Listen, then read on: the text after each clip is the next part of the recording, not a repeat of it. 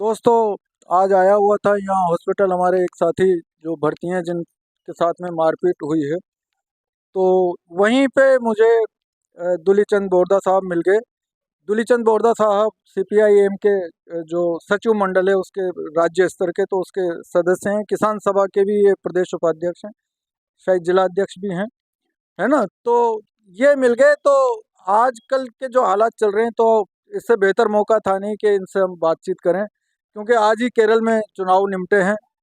तो जानते हैं इनसे क्या संभावना देख रहे हैं सर आप केरल में। केरल में पिछली बार जब केरल में दोबारा सरकार बनी थी और पी विजयन जब चीफ मिनिस्टर बने थे, तब वो केरल के इतिहास की एक अनोखी घटना थी।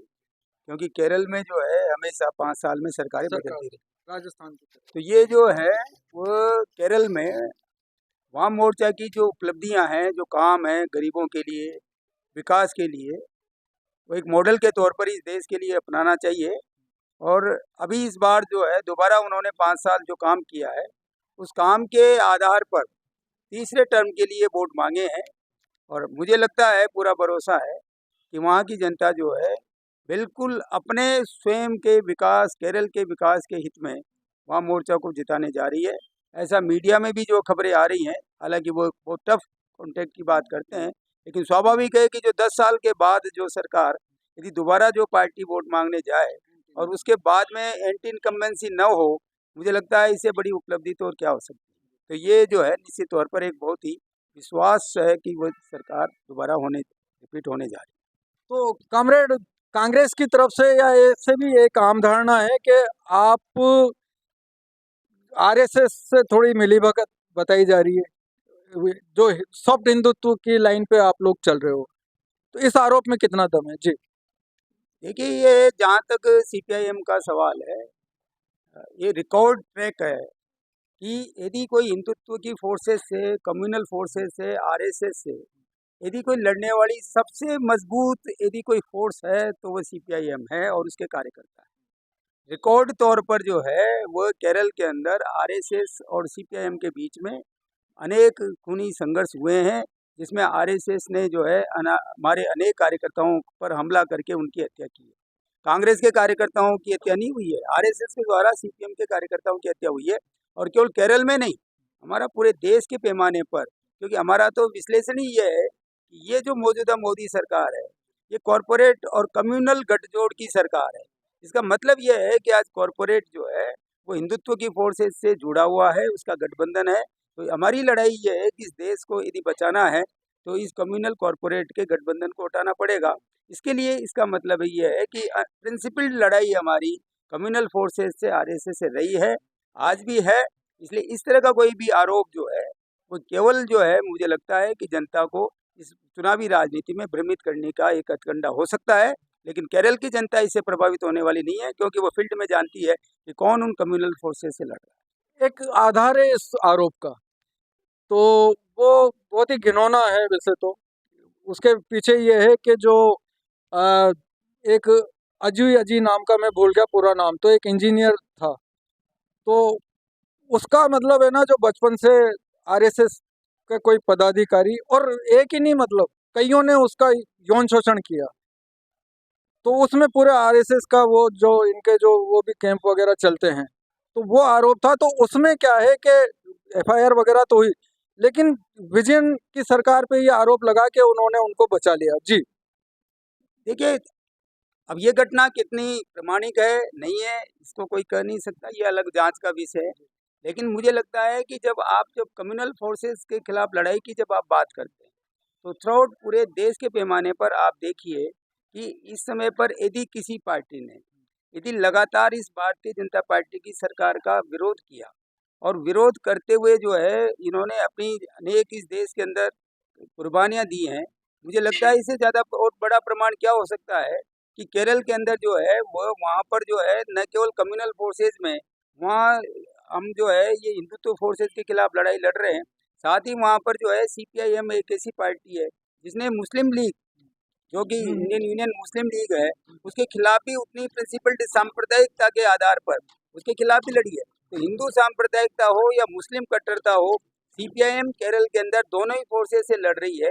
इसलिए जो है इस तरह का आरोप लगाना कि आप जो है कांग्रेस वहाँ पर इंडियन यूनियन मुस्लिम लीग के साथ गठजोड़ करके चुनाव लड़ रही है, और सीपीआईएम ने इस आधार पर ही आईयूएमएल से जो है हमेशा संघर्ष किया कि हम केरल के अंदर किसी तरह से कट्टर धार्मिकता के आधार पर चलने वाली मुस्लिम लीग का समर्थन किसी कीमत पर उसके साथ मिलकर नहीं चल सकते।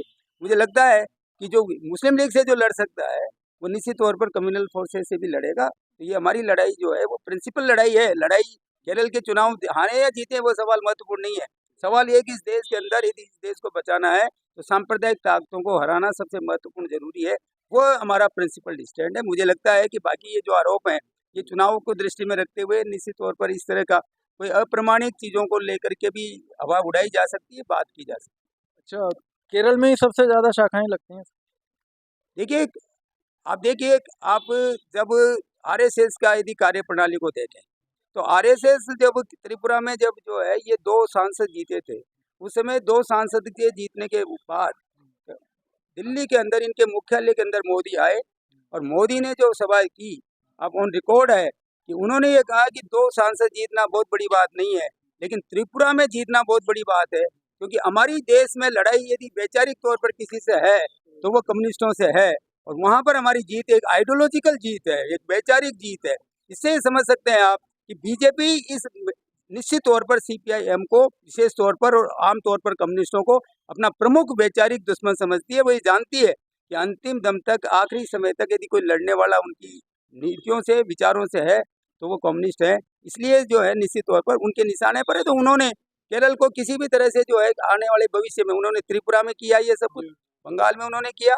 अब वो ये समझते हैं कि केरल में जो है यदि इनको डिस्टर्ब कर दिया जाए, भले ही कांग्रेस जीत जाए, तो वो ये घोषणा कर सकते हैं कि हमने भारत में जो है कम्युनिस्टों को परास्त कर दिया। तो आपको मुबारकबाद दे देता हूँ मैं और इसके लिए तो मुझे लगता है जी, रिजल्ट आ जाएंगे। लेकिन थोड़ी देखिए मैं बातचीत और मैं करना चाहता था इंटरनेशनल मामलों को लेके। तो कॉमरेड, अभी आपने देखा कि जो ये ईरान का और अमेरिका इजराइल का जो चल रहा है वार, तो एक थोपा गया जो इंपीरियलिज्म की तरफ से, है ना। तो इसमें क्या है कि उन्होंने जो है वो स्ट्रेट ऑफ हॉर्मुज, जहाँ से हमारा कम से कम 20% तो लगभग जो ये तेल और ये जो आता है, तो ये रोका हुआ है।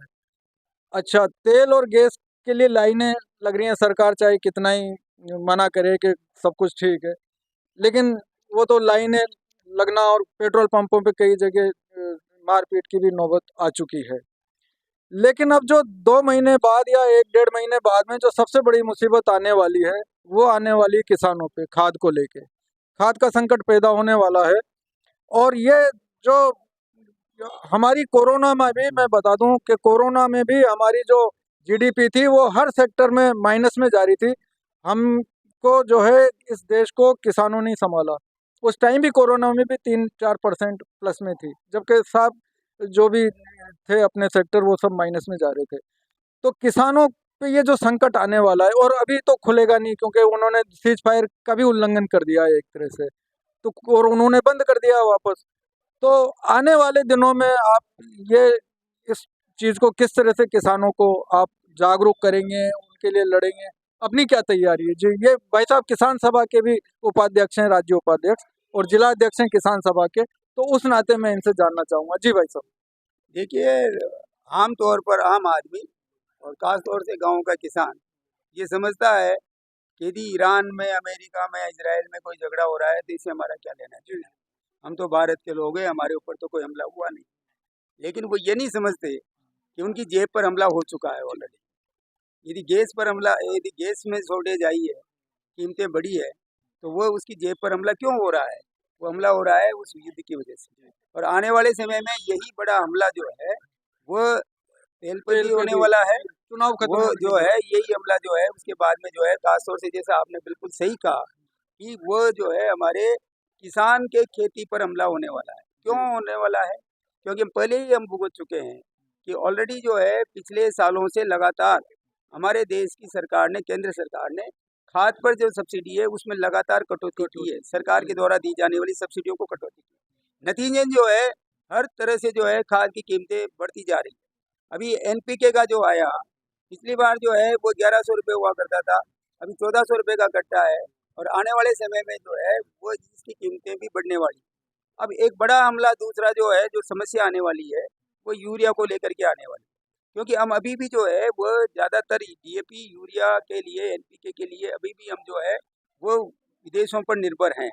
तो अभी जैसा कि जो है आपने बिल्कुल उचित कहा कि जो यूरिया बनता है, जो खाद बनता है, वो बेसिकली नेचुरल गैस से बनता है। और नेचुरल गैस जो है वो स्टेट ऑफ हॉर्मुज जो है बंद होने से सबसे बड़ा तेल तो हो सकता है कि हमारे भारत जो है वो तेल अभी भी लगभग जो है रूस से जो है 148 में जो है डॉलर दे के, ज़्यादा पैसा दे करके ले रहा है, लेकिन तेल उपलब्ध है। लेकिन अभी जो नेचुरल गैस है, वो नेचुरल गैस तो पूरे उसी हॉर्मुज के जो है उसके रास्ते से आ रही है। तो स्टेट ऑफ हॉर्मुज के बंद होने का जो असर है, उसका असर फर्टिलाइजर्स पर होने वाला है। तो अब सरकार क्या करेगी? सरकार पहले ही उस नीति पे चल रही है जिसमें वो अपनी सब्सिडी को ख़त्म करना चाहती है। तो नीतिगत तौर पर वो ऑलरेडी जो है इसको प्राइवेटाइज करना चाह रही है, वो अपने इस केंद्र के बजट को जो है इसमें कम से कम करना चाहती है। अब वो इसको बहाना लेगी कि युद्ध हो रहा है और युद्ध होने के चलते जो है हमारे पास में है नहीं, इसलिए हमें कीमतें बढ़ाना पड़ेगा। सवाल अब कीमतें बढ़ाने का ही नहीं है, उपलब्धता का भी है। क्योंकि हमने पिछली बार देखा डीएपी में भी यही सवाल आया, उपलब्ध नहीं हुआ था, लोगों को काफ़ी लेट जो है उपलब्ध हुआ, उसके लिए बहुत पैसा खर्च करना पड़ा। यूरिया जो है वो हमारी खेती की जो है लाइफलाइन है, क्योंकि बिना यूरिया के आपको किसी भी शुरुआती दौर पर कोई भी फसल यदि अंकुरित होने के बाद में यदि कोई खुराक लेती है तो वो यूरिया से लेती है, और उसी से जो है वो पौधा ऊपर निकलता है। और जब यूरिया उपलब्ध नहीं होगा तो स्वाभाविक तौर पर हमारा उत्पादन नीचे गिरेगा। तो जब उत्पादन एक तरफ नीचे गिर रहा है और दूसरी तरफ जो है आपका जो अनाज है उसकी कीमतें नीचे जा रही है, क्योंकि एमएसपी की खरीद नहीं हो रही है। तमाम देश के अंदर जो है वो भाव ऑलरेडी नीचे चले जा रहे हैं कंपैरेटिवली। तो दोनों ही तरफ से जो है किसान पर हमला होने वाला है। एक तरफ उसकी पैदावार में गिरावट होना, खाद की सब्सिडीज वगैरह होने की वो भी एक कारण है। दूसरी तरफ जो है उसके भावों का नीचे जा रहा, इन दोनों ही कारणों से किसान की मौत तो निश्चित है। इसलिए ये जो युद्ध है, ये युद्ध जो है ये केवल अमेरिका, ईरान और इजराइल वो खाड़ी देश वो सवाल नहीं है। ये देश पूरी दुनिया को समेटे हुए है। और दुनिया आने वाले समय में कैसी दुनिया हम चाहते हैं, कि हम ऐसी दुनिया चाहते हैं जिसमें एक दादा हो और वो सारे मोहल्ले पर जो है गुंडागर्दी करे, जो आज जो है अमेरिका जिस तरह से हो रहा है। किसी भी देश में जाओ उसके राष्ट्रपति को उठा के ले आओ, किसी भी देश में जाओ और उसके जो है मुखिया को मार दो। तो आप जो है राजा सहंसा जो है अपना सेफ साइड में अपने घर में बैठ करके जो है टीवी में मजे ले रहा है, और दूसरे देश के लोग जो है लाखों लाख लोग मर रहे हैं। फिलिस्तीन में हम देख चुके, गाजा में हम देख चुके, यही इजराइल है, ये जेनोसाइड जिस तरह से किया।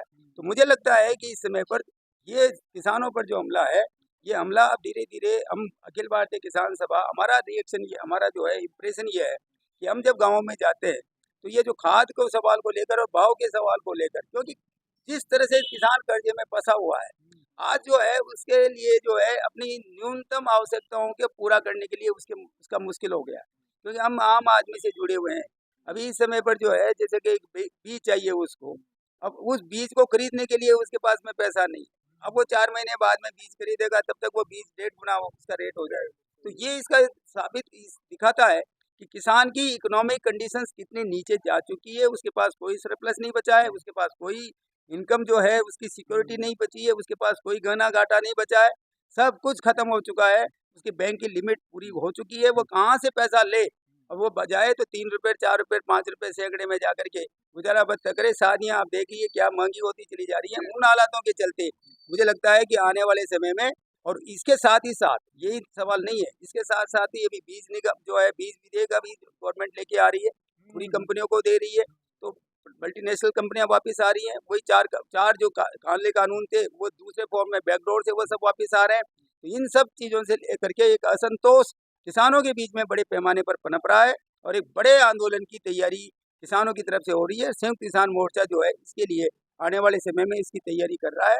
और मुझे लगता है कि इन सारे इंटरनेशनल हालात को ध्यान में रखते हुए इस सरकार की जिस तरह से इस इंटरनेशनल सिचुएशन में जैसा हस्तक्षेप होना चाहिए, जो दृष्टिकोण होना चाहिए, वो दृष्टिकोण जो है वो वही साम्राज्यवाद के साथ जिस तरह से ये गलबैयाँ कर रहे हैं, हाथ ये जो है हाथ मिला रहे हैं, ट्रंप के सामने हाथ मिला रहे हैं, ये वही हैं जो ये कहने वाले हैं वहाँ अमेरिका में जाके कि आप जो ट्रंप को जिताने की बात कर रहे थे।